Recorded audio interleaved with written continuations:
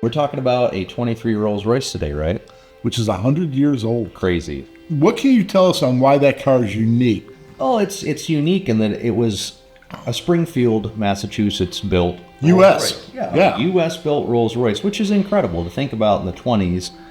The fact that Rolls-Royce thought that, you know what, it would be smart to just have a plant, a facility in the U.S. that we're gonna build a Rolls product from. Which they don't have today. No, and it's crazy, again, thinking about this type of international movement in the 20s. I mean, it's crazy to think about that 100 years ago. Sure. 100 years ago. It's wild. But yeah, Rolls-Royce set up a plant in Springfield, Massachusetts. They sold their first car in February, I think it was February 29th of 1921, and it was just a rolling chassis, which is how Rolls-Royce built their cars in the UK. I mean, it was rolling chassis and it was bodied by an outside coach builder. Like Duesenberg. Yeah, exactly. Same concept. I mean, Duesenberg really got that concept from Rolls-Royce, as far as the luxury aspect of it and whatnot. But it's really incredible to think about having an American-built Rolls-Royce. I mean, Rolls-Royce is synonymous with the UK. And in large respects, there are aspects of the American-built Rolls-Royce that some of the purists think that were slightly better than some of the UK-built cars. You know, that's a matter of conjecture. But the fact that it's even a debate that an American-built Rolls-Royce was at least as good a quality or better than the UK versions is special. And that translates into this particular car. It's a Silver Ghost. It's a 4050 horse. And this car, for example, here was unique in that, just like a lot of other coach-built cars in that era, guys, men and women, would have separate bodies made for. I mean, some of these owners, they had a summer body and they had a winter body for cars, which isn't, it's like having a change of wardrobe. It's pretty incredible. But this particular example is a 23 Rolls-Royce Silver Ghost. 77JH is the chassis number on it. And it was bought by a gentleman named R.M. Stein, who owned several other Rolls-Royces in period. And the car started out life as a trials car with a Pickwick body on it, so a sedan body. And as a trials car, it was basically, you went to the dealership, and this was the car that they let you drive around in to test it out. They did some, hill climb things in it to show the silence of the engine and the longevity and everything else. But the car wasn't publicly available for sale until 26 through the dealership. It was Penn Motors in Pennsylvania. So R.M. Stein buys the car, goes back to Rolls-Royce a year later and says, hey, I want to put a Pall Mall body on this. I want a touring car. Well, 25 Phantom rolls out. They, had kind of moved away from new bodies at that point in time, so they had another car that had a Pall Mall body on it, but it was 21, which is why this has beaded edge around the doors, a really easy giveaway. So the car was fitted with this 21 Pall Mall body, of which only 2 of those have a secondary cowl and windshield setup, so it's really unique in that respect. But it was done by the factory. Smith's Springfield originally built the body, but the Springfield factory did the whole transition into the new body, etc., etc. So the car is a really interesting history that is kind of indicative of a lot of the high-end luxury cars in that era of having rebodies done and things like that.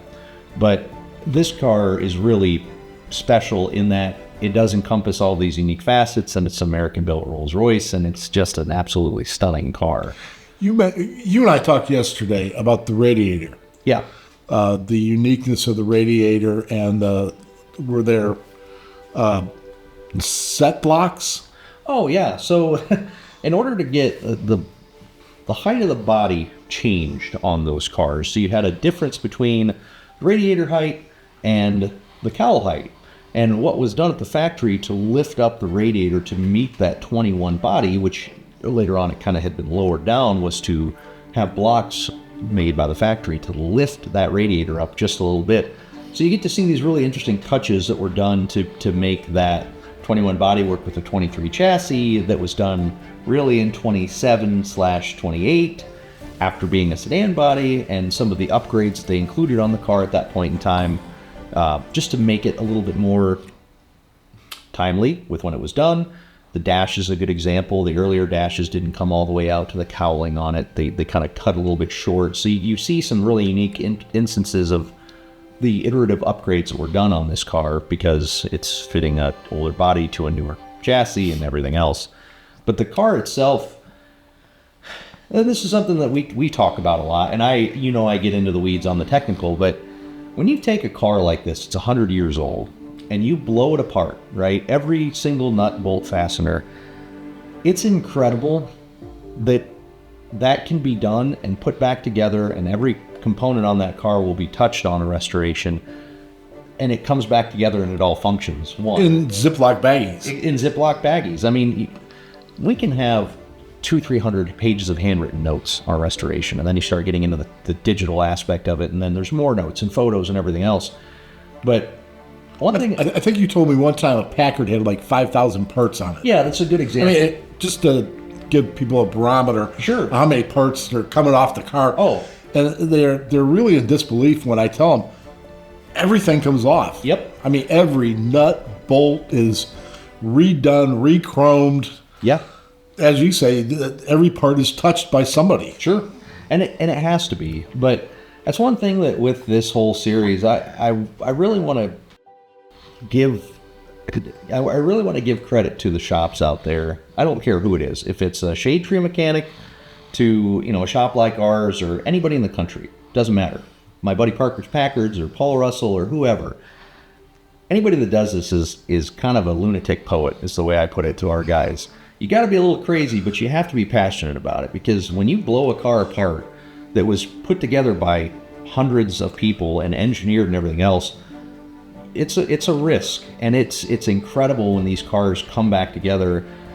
It's incredible for the restorer because you get to really step back in time and put yourself into the minds of the designers and the workers, and kind of put your hands into history in doing that. And it's truly wild when a car comes back together to see that whole process come to life.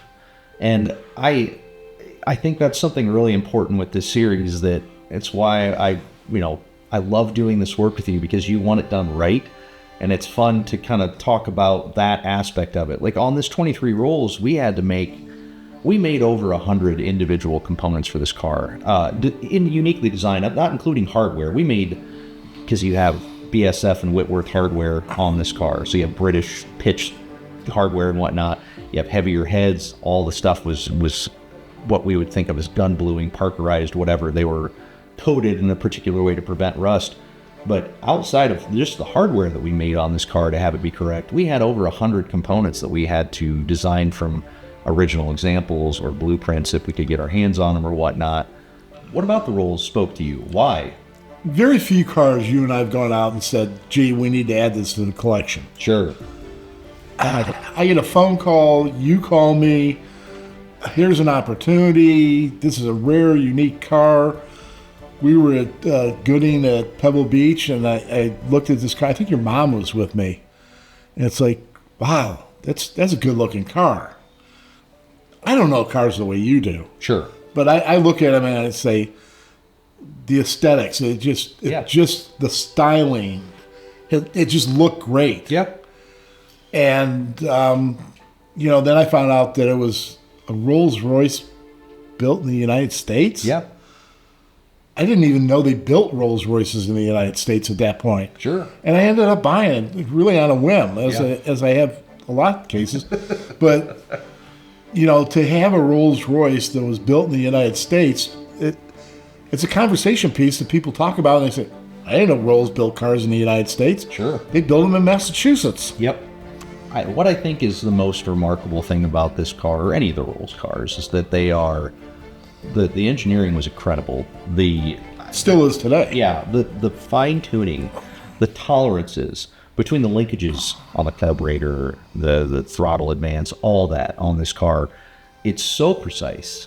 It's so precise. It's really incredible when you think about how advanced the engineering was. Even though it was kind of, by this point in time, the Silver Ghost was a little bit more tired, the engineering was still incredible. How quiet these cars were and how torquey they were for only being, a 50-horse car.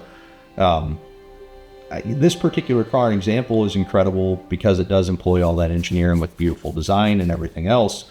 I love they call it a tiger hunting light or a tiger light, or the drum style pedestal mount light on it is extremely rare to see that on a Rolls. And again, American Rolls-Royce used a totally different headlight system, and it was also a drum style, so it is paired up to that. I don't know. I love the car. I hated it when we were restoring it. Absolutely.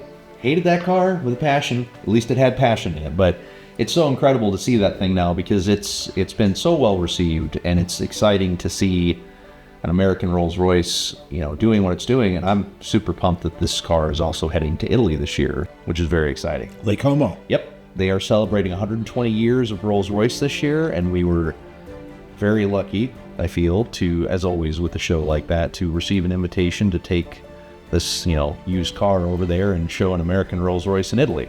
But we also attend multiple shows on an annual basis. Sure. And one of them is Pebble Beach. It took second in class. Yes. In what I perceive as a very difficult Rolls-Royce class. Yes. But it also took a special award, which I was shocked when it took it. Yes. Was the Ansel Adams Award for Best Touring Car. Is that correct? It's the Ansel Adams Award for the most desirable touring car of its era. Yeah. I don't know about you, but I was shocked when we received that because that's the first car we've had that has received a special award. Sure. Yeah. And the car that we took first in class was an extremely rare Rolls-Royce. I mean, we were in a very difficult class. I'll always tip my cap to anybody that does this. It doesn't matter what era or what level. It doesn't matter. I mean, I have a tremendous amount of respect for that. But yes, now the quality of work is incredible. Yeah, the quality of the craftsmanship has always been incredible. It's the technical execution on certain things. It's the research. It's the coatings and platings and finishes and all that jazz. But that one thing about our shop and a lot of shops, it's not that we're building these cars to the judging standard. We want to go well beyond that. We want to know that in 100 years from now, when a car is torn apart, if it came through our shop, we have the reputation at that point in time that somebody will say, okay, that went through LaVine Restorations and it's 200 years after the fact. This has got to be pretty dang close to what this car was rained off the factory. Well, what's also amazing with any of the cars in the collection is we drive them. Yep, absolutely. There's a lot of collectors that buy them and they put them in a building and they're stagnant and they haven't moved in 10 years or whatever. But I know we schedule maybe 2 or 3 drives a year. Yep. and take out 15, 20 cars at a time and run them. And something's going to break down. Sure. We know that. Sure. Okay. Put it on the list, get it fixed, get it back in the queue, put it back where it should be. But there's I think Mark Hyman has in his advertising that car going down the road, there's not an app for this. Yeah. Which is a great ad. Yep. And there's not an app for driving these things. I mean, you get behind it, and it's manual shifting, steering's by Armstrong. Yep. I mean, you got to muscle these cars. But I tell you, the child in you comes out when you drive these cars down the road. They're fabulous to drive. Sure. And they snap necks. They people turn their heads and they, wow, look at that. Yep. Because they haven't seen one. No. Well, that's the beauty of it, right? Yeah. You're driving a piece of art and history.